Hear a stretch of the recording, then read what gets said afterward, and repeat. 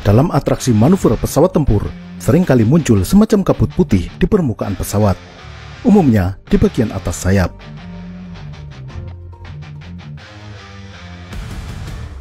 Pada pesawat tempur yang terbang mendekati kecepatan suara, juga muncul kabut putih berbentuk kerucut yang menyelubungi pesawat. Apa sebenarnya kabut putih tersebut, dan bagaimana proses terjadinya? Kita akan membahasnya dalam video ini. Kabut putih yang muncul tersebut dinamakan condensation cloud. Pada pesawat yang melaju dengan kecepatan transsonik, condensation cloud tersebut berbentuk kerucut, sehingga sering disebut sebagai vapor cone atau kerucut uap. Sesuai namanya, kabut putih itu adalah uap air yang mengembun atau mengalami kondensasi. Kondensasi ini disebabkan oleh turunnya tekanan udara secara drastis. Sayap pesawat berbentuk airfoil di mana udara di bagian atas sayap melaju lebih cepat dibandingkan di bagian bawah. Dengan demikian, tekanan di bagian atas sayap lebih rendah dibandingkan di bagian bawah.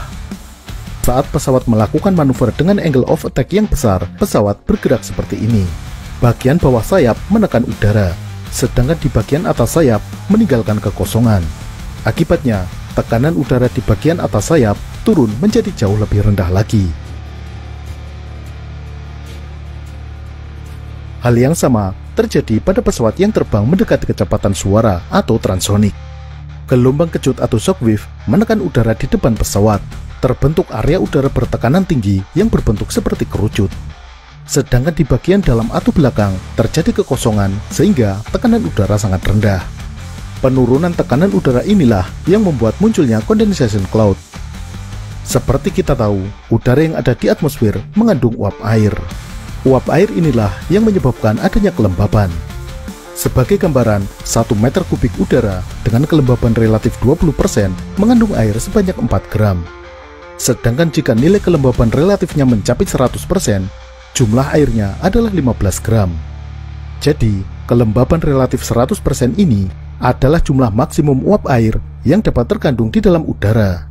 Jika lebih banyak dari itu, maka uap air ini tidak dapat lagi ditahan oleh udara dan akhirnya menjadi air atau disebut mengembun. Semakin rendah suhu udara, semakin sedikit uap yang bisa ditahan. Sebagai contoh dalam grafik ini, udara dengan suhu 30 derajat, 1 kg udara dapat menampung uap air maksimal 27 gram. Ketika suhunya diturunkan menjadi 10 derajat, maka kemampuan menampung uapnya pun turun hingga hanya sekitar 9 gram. Kemana sisanya, uap yang tidak lagi bisa ditampung akan mengembun, berubah menjadi butiran air. Penurunan suhu dapat disebabkan oleh penurunan tekanan udara. Maka, saat pesawat bermanuver atau melaju dengan kecepatan mendekati supersonik, area udara yang bertekanan rendah tersebut suhunya juga turun secara drastis. Di area tersebut, kemampuan udara untuk menampung uap air turun, terjadi kondensasi atau pengembunan. Sebagian uap mengembun, berubah menjadi butiran-butiran air yang sangat halus. Inilah yang tampak seperti kabut berwarna putih. Setelah udara meninggalkan pesawat, tekanan dan suhu kembali normal. Maka, condensation cloud atau kabut ini pun langsung hilang, berubah menjadi fase uap.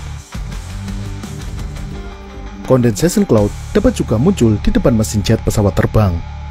Kompresor yang menyedot udara di depannya menyebabkan tekanan udara di depan mesin turun.